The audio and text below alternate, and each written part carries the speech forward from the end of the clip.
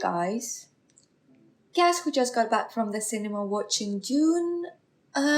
Me. And I definitely couldn't wait any longer to just sit down and film the review on the costumes, because I've been hyped up for this film for a very long time, for more than a year, almost 2 years. And let me tell you, I am quite obsessed. But before we get into it, let me show you the Dune-inspired fit that I wore to the cinema. So here we've got Doc Martens, Rick pants, no-name turtleneck, and I have no idea where I got this bag, but it is on my chest today. And my obsession comes not only from these two. Obviously, a lot of it does come from these two, but I genuinely think that Dune is an absolute breakthrough in sci-fi, and it's something that we probably never seen before. At least I have never seen such a masterpiece, both visually and costume-wise.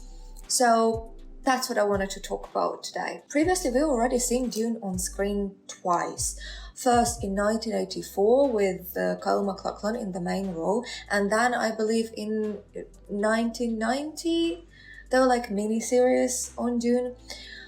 But this 2021 version of Dune is completely different, mainly because it's very distinct aesthetic that we've never seen in sci-fi films before. We've seen bits and pieces, but such cohesive visuals I cannot remember anywhere. And most of it is inspired by Villeneuve's love for brutalism. Brutalism in architecture is a very distinct style that characterizes by sharp geometrical forms, which was popular mostly in the middle of 20th century. And he has already utilized this aesthetic in his previous films, for example, Blade Runner 2049, and also he directed Arrival and some other sci-fi films. So it is not his first work in this genre, but it is drastically different from everything we've ever seen in a sci-fi, mainly because of how different the future is portrayed and how different the future looks on screen, particularly through the costumes and architecture. So Denis Villeneuve himself wanted to create a sort of medieval futuristic film, which is kind of what we've seen in Star Wars, but in Star Wars the costumes are very dramatically either extremely futuristic or extremely historical, whilst in Dune it's very symbiotic. And to create such distinct medieval futuristic aesthetic, I don't think I could imagine better pair of costume designers than Jacqueline West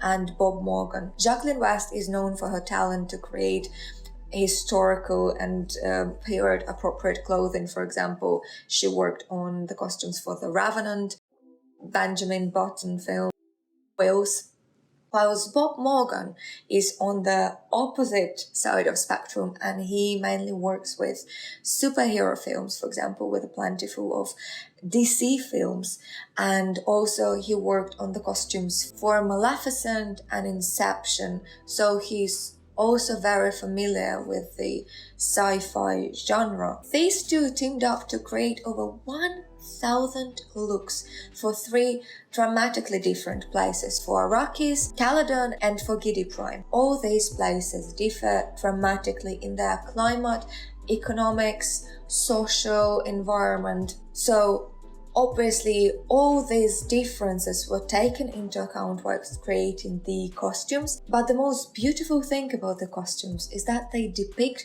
our reality nowadays, our current reality, in the most beautiful and precise way. And I'll get to that later in the video, but before I want to just give the review of all the costumes for you to understand what I'm talking about if you haven't seen the film yet. And there are not going to be any spoilers, so don't be afraid to watch this video if you haven't watched the film yet. And first of all, let's address the most important piece in this whole film.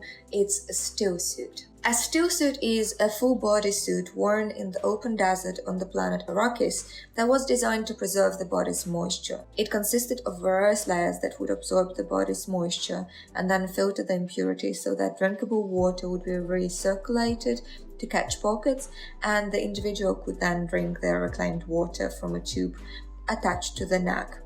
A stillsuit kept in working order and maintained properly permitted the wearer to survive for weeks in the open desert. It typically covers the entire body up to the neck and wrists. For the hands, gloves could be worn.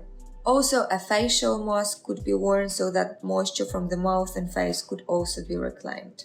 The design of a stillsuit was inspired by 1944 Dune's version, but as all costumes in general in the newest Dune, they are more minimalistic and more realistic rather than theatrical exaggerated costumes from David Lynch's Dune. For example, unlike the previous version of the costume, the newer one is not that black. It's more ashy grey color, which shows that it's been worn rather than bright ebony black. And you might be wondering, aren't the actors hot wearing that suit in the desert?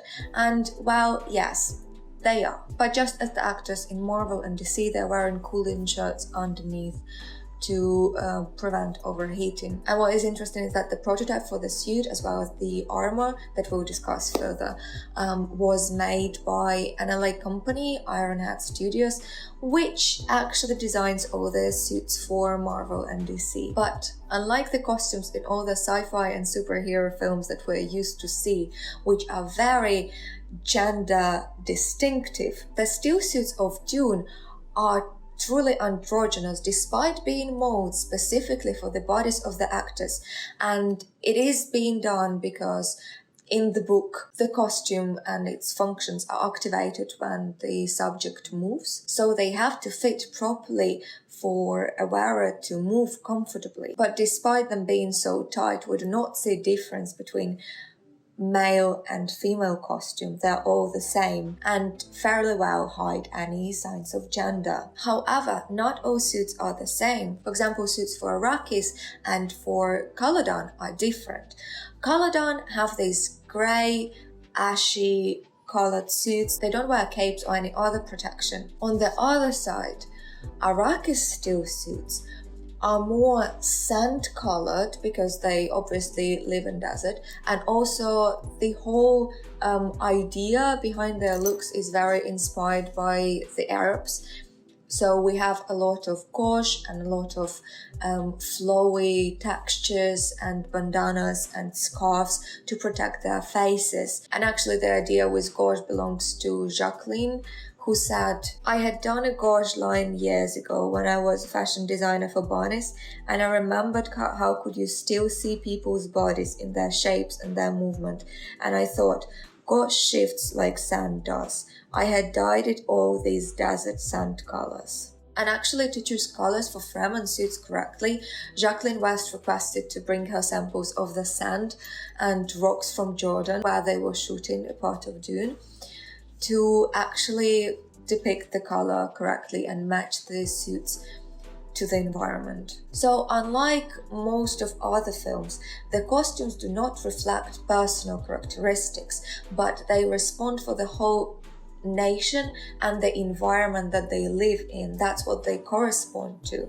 For example, all people from Caladan look pretty much the same. All people from Arrakis look pretty much the same. This way they discard personal differences and create a sort of overpowering unity with the environment. However, there is one character who very much relies on her costumes, and that's Jessica. So Jessica is Paul's main character's mother, and her costumes are very different from all the rest.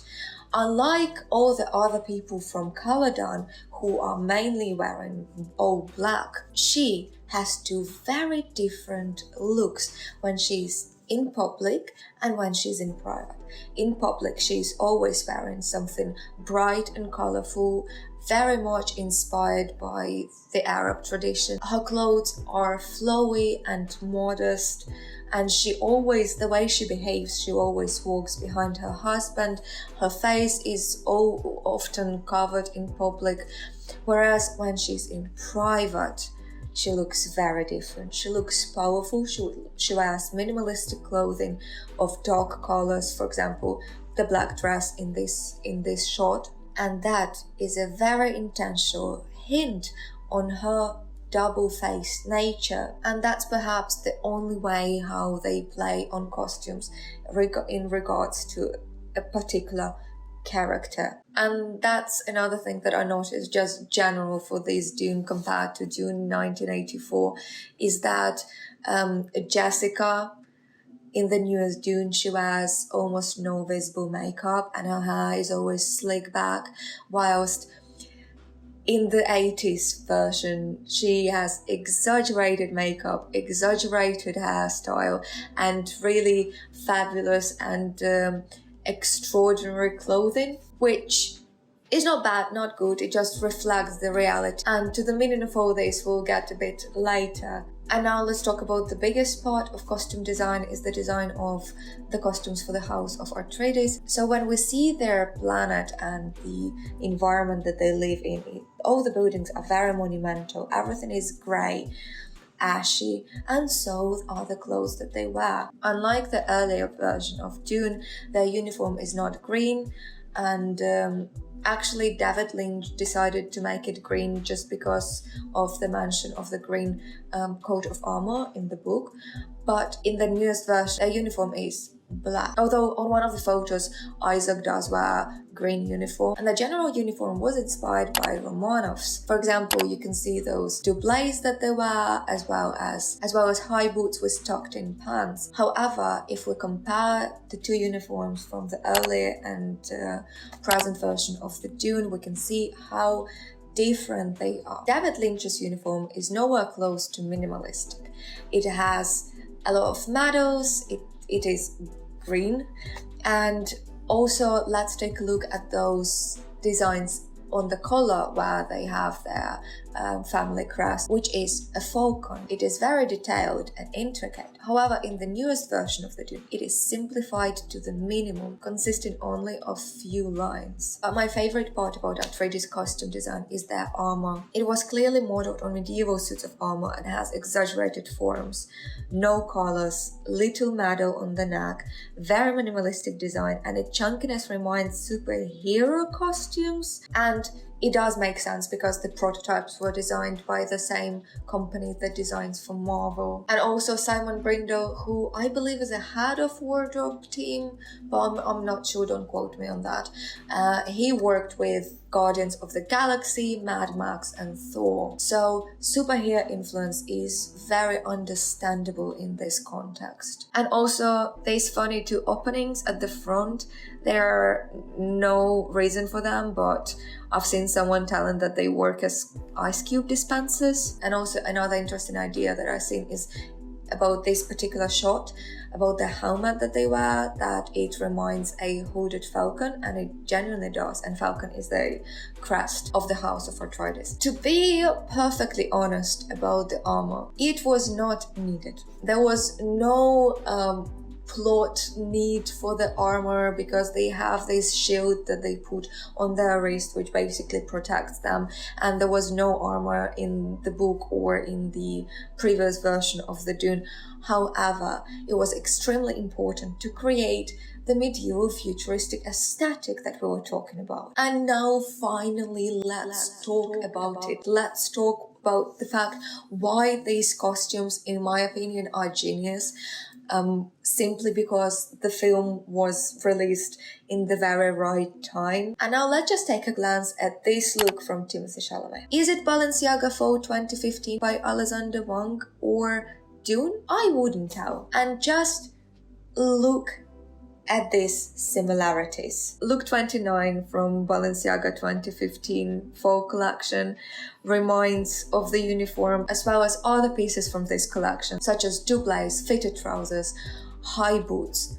Everything reminds a utilitarian uniform, as well as the looks from Balenciaga Fall 2020 collection, and of course iconic look from Balenciaga 2021. So what's going on here? And that's something that I've been telling in probably every video where I'm talking about Demna or about Fatma or Balenciaga, any of his projects. Demna currently is my favorite contemporary designer, and not because his designs are different or interesting. No, he, unlike many other people in the industry, understands that everything has already been created.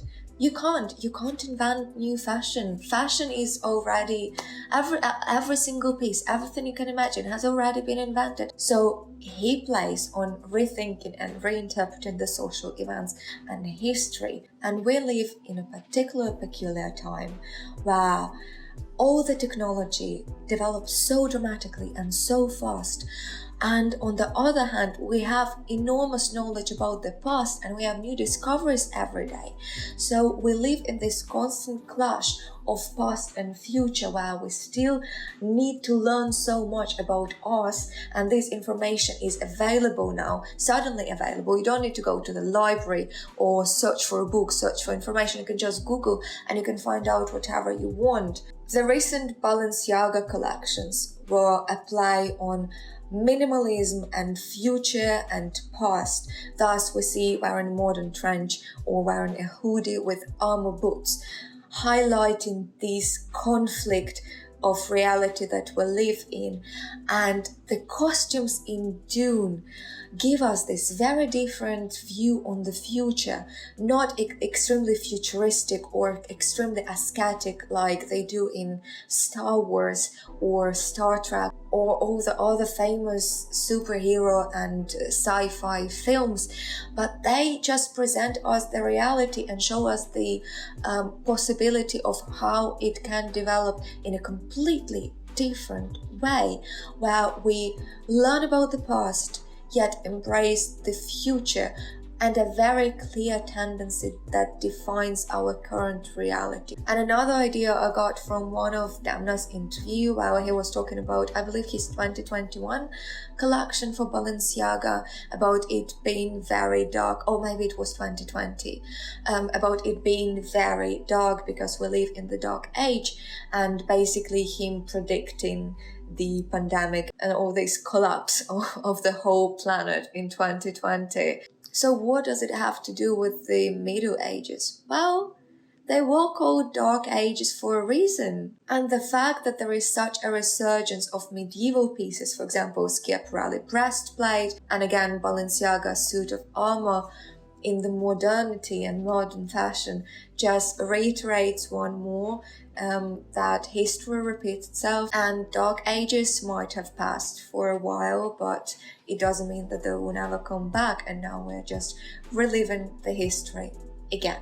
So I think now is a perfect time to get a double jacket and high boots, because I don't think that this fashion is going anywhere. I think what Balenciaga is doing, it's only the beginning, and we'll go further into reinterpreting the past. And with the release of Dune, I feel like there's going to be even more resurgence in historical fashion, and I'm very excited for that. I genuinely think that by reflecting on what has already been done, we can discover a lot more, and especially a lot of reflection has been done through the quarantine and during the pandemic. So I am truly excited to see what impact this film has on fashion, and see how this trend develops in the future. And well, I hope that you enjoyed this video. If you did, you can like, subscribe, leave a comment, and see you in the next one.